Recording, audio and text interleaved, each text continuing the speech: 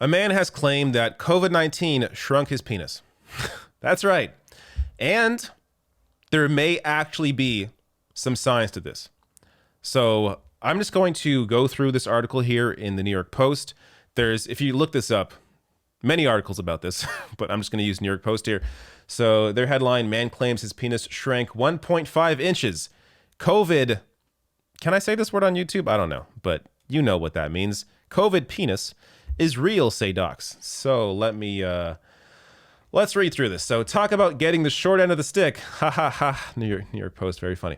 As if contracting COVID wasn't bad enough, a dismayed man now claims that he's lost a whopping 1.5 inches from the length of his penis as a lingering result of the vile virus.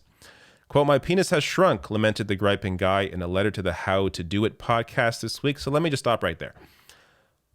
It's a letter to a podcast. So just to understand how much you can or can't trust this, it's a letter to a podcast. But he says, quote, I'm a heterosexual man in my 30s, he said, anonymously again.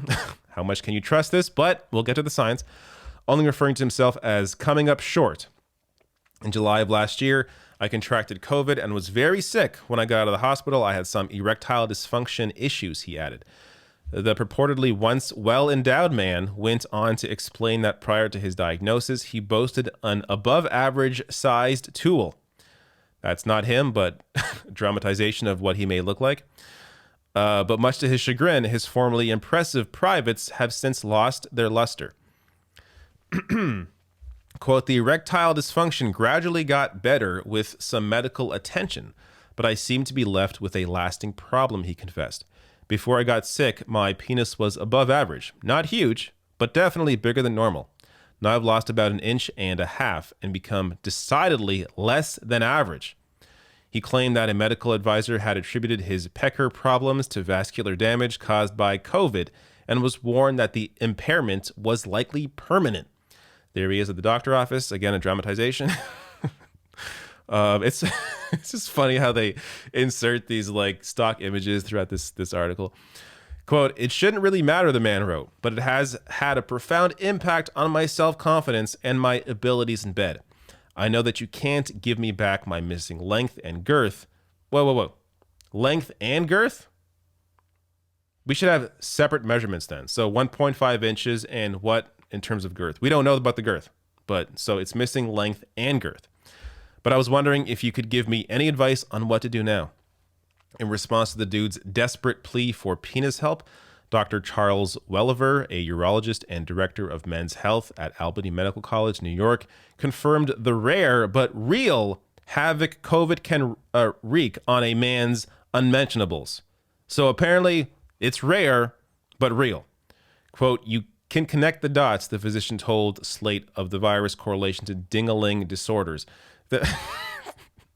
Whoever wrote this, the solid job. Again, another amazing stock image here. Whose idea? Who thought up, you know what? I'm going to make a stock image where I have a banana and a tape measure, and I'm going to measure the banana, and somebody will buy it and use it, and the New York Post did. COVID causes a lot of mass respiratory symptoms that leads to a lot of deaths, he said, but there's also pretty significant vascular issues that occur with guys. The doctor went on to cite studies that have shown cases of men who've suffered from priapism, the persistent erection prompted sans sexual arousal, and erectile dysfunction after contracting COVID.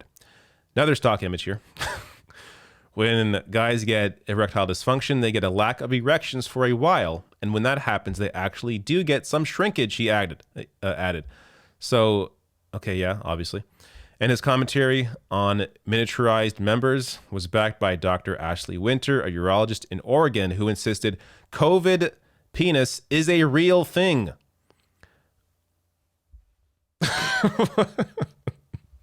Who thought to mask a banana? Did they do this themselves? No, this is also a stock image. Wow. All right. Amazing.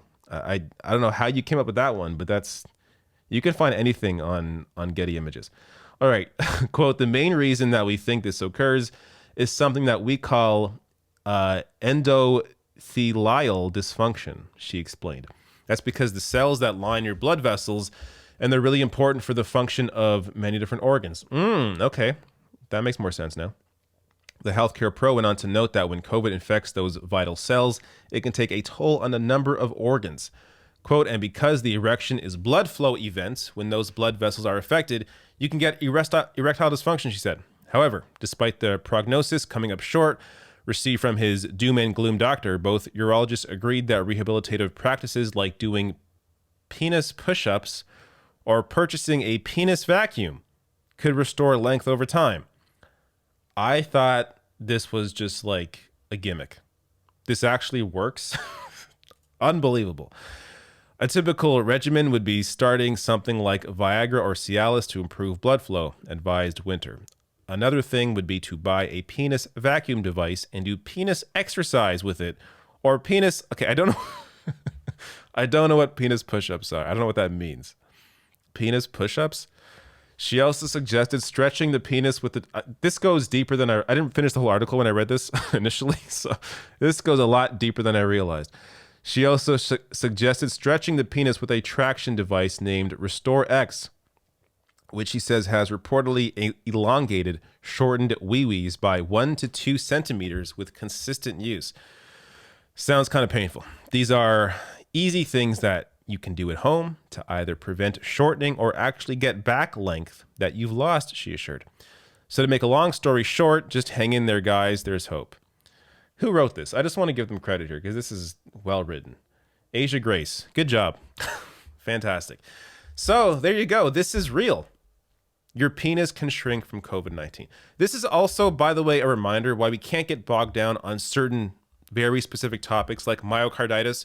So I covered it yesterday, the Rogan thing, where Rogan was fact-checked on his claim that myocarditis is more common from the vaccine than from getting COVID-19.